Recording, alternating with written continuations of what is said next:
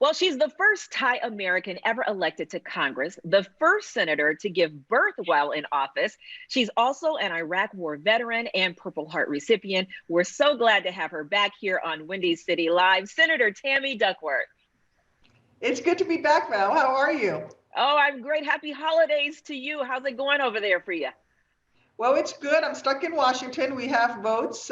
We did swear in a new senator today, Mark Kelly of Arizona. So that was a little bit of good news. But we're here negotiating on hopefully a stimulus package to get out the door to help all those struggling families out there. Right. And you have been very, very vocal about that, tweeting out talk about COVID relief. And we know how imperative that is. Are we going to get somewhere in Washington? I think the American public, we see how divided we are as a country, and it's hard to hold on to hope. Well, I hope so. So we actually have a bill that's bipartisan that's been negotiated.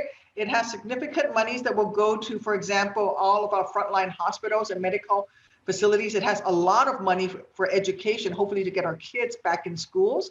And it also would extend unemployment insurance and get some more money out there. The current unemployment insurance ends the day after Christmas. Bah humbug. So we're trying to get that out the door.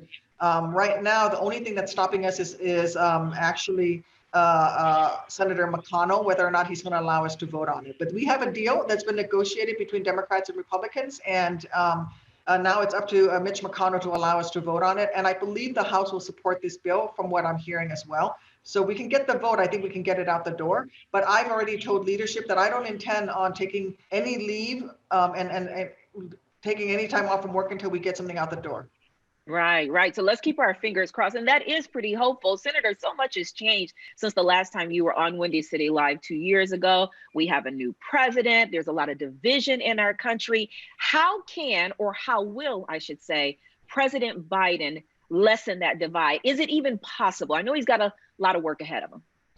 Well, I think that he's already working on that. If you heard his acceptance speech, and if you've heard him talk over the last several weeks, you'll see that he is making it clear that he will be a president for the whole country, for everyone. And you're seeing that also in the names of people that he's nominated, that he'll be nominating to be as part of his administration. These are people who are experts in their fields, Janet Yellen to run the Department of Treasury, people who worked on the Ebola crisis will be working on COVID response. And so I think you're going to see a level of professionalism return to the White House, which will be very good. And you're going to see a president who is clearly someone who cares deeply and empathetically about American people first and foremost.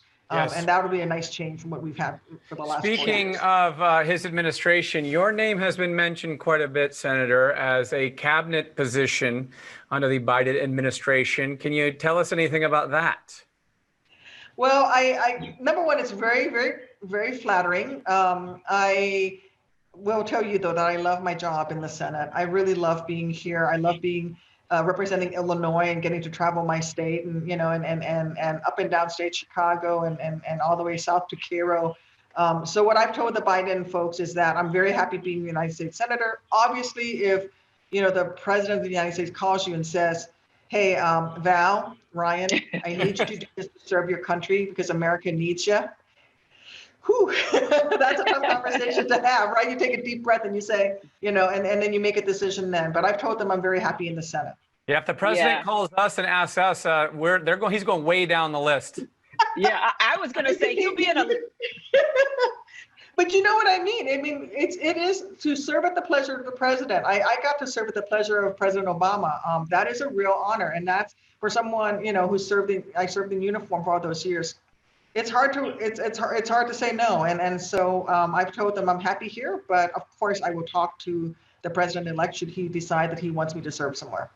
Yeah, we can totally understand that. If he asks us, America's in trouble, the state of Illinois. So we will leave all of that to you. You know what? I want to ask you, though, because of this presidential election and because of everything we've seen. And I'm so happy to hear that you guys are getting somewhere with getting relief for Americans, hopefully before the end of the year. But I think folks in Chicago and across the state want to hear from you how things are going to be different. How will we bring back democracy? We need more hope, Senator. We do. I mean, first, what I've always said is I can work with anyone, and if they love this country as much as I do. They may have a different perspective on how to serve this nation, but if they, if they love this country as much as I do, we can find a way to work together. And my priority has always been clear. My priorities have been working families who are the ones that are struggling right now. They're the ones who've not been able to pay their mortgage or are wondering if they can put food on the table or, let alone buy Christmas presents. And so we need to take care of ordinary, hardworking Americans first. And those folks exist all over our country. They're not just in Chicago, but they're in red states or in blue states. They're everywhere in this country. And I think we should be able to find common ground. And we just need to put that divisive rhetoric behind us and let's look forward and move forward. Amen to that. Yeah, we have talked a lot about small businesses in Chicago, and obviously, you've seen all the closures and all of the small business owners that need so much help. So I'm hoping that you guys can get something done. But before we let you go, I want to ask you about your memoir, because I know that comes out next year, and the title of it, "Every Day is a Gift," and what does that mean to you, and why you chose that?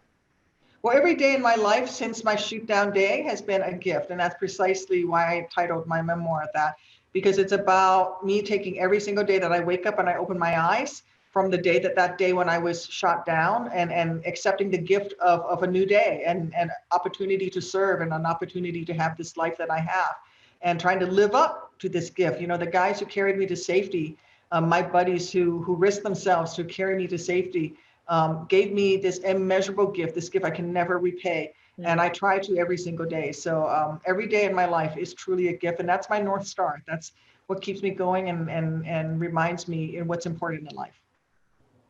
That is amazing, Senator. We can't wait to read the book. And finally, how old is last time you were on the show, you had a toddler, right? I had a baby. She's 2.5 now. And by the way, 2.5. Yeah, and she decided, Miley Pearl, my older daughter is 6, my younger is 2.5. She decided to start potty training on election day. Can you imagine? On election day, she was like, "Mommy, no diaper." And she took it off and she's been butt naked and me chasing around ever since. Oh, now that's a good story. Now that would have been a good story for the book. Next one. The next one. She was done. I think like most of us, she was done with 2020. She was done with the diaper. Yeah, well, can we all take our diapers off at the end of 2020? That's for sure. We're all done with 2020. Senator, thank you so much. Have great holidays. Thank you. Same to you.